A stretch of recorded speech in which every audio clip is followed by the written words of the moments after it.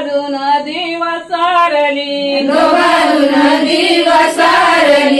मना गौराई चालली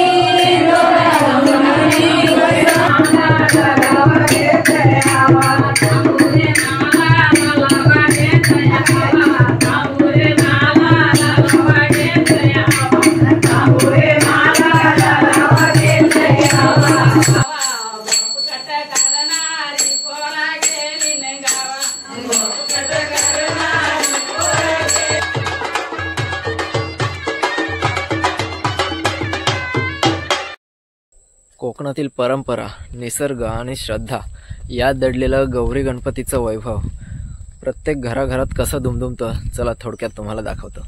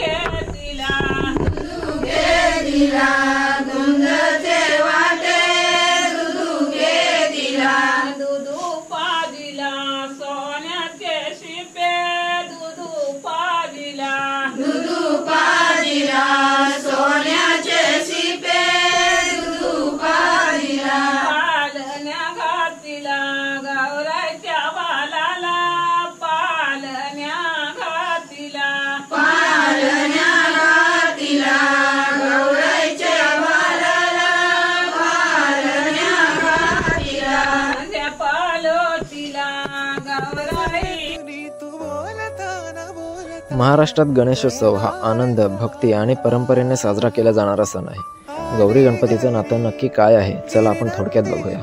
गणपती बाप्पा घरी आले की काही ठिकाणी गौरी आगमन सुद्धा मोठ्या उत्साहात साजरा होतो. परंपरेनुसार गौरी या गणपती बाप्पाच्या बहिणी मानल्या जातात. त्या बाप्पाला भेटायला आपल्या माहेरी म्हणजे भावाच्या घरी येतात. 2 दिवस त्या घरी थाटामाटात राहतात. त्यांना सुंदर अलंकार, साड्या, दागिने घालून सजवलं जातं आणि त्यांना वेगवेगळे नैवेद्य सुद्धा अर्पण केले जातात. काही पुराणकथानुसार गौरी या माता पार्वतीचेच रूप आहेत, पण महाराष्ट्रात प्रचलित असलेली अशी समजूत आहे की गौरी या गणपतीच्या 2 बहिणी आहेत, ज्या भावाला भेटायला खास गणेशोत्सवात येतात. गौरीच्या आगमनाला स्त्रीशक्ती, मंगलकारकता, समृद्धी आणि सौभाग्य यांचे प्रतीक मानले जाते. गणपती बाप्पासोबत गौरीचे आगमन सुद्धा झाल्यामुळे घरात आणखी उत्साह वाढतो आणि तिसऱ्या दिवशी गौरीचे विसर्जन केले जाते. त्यावेळी असे मानले जाते की त्या भावाला भेटून आपल्या घरी परत जातात.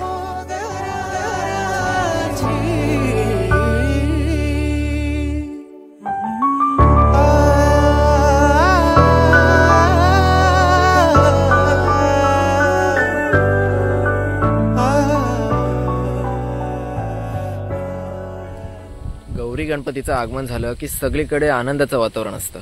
सगळ्या घरांमध्ये आनंदाचं वातावरण असतं आणि दररोज लोक वेगवेगळ्या प्रकारचे जागरण सुद्धा करतात. कुठे भजन, कुठे शक्तितुरे, तर कुठे फेऱ्यांचे गाणे.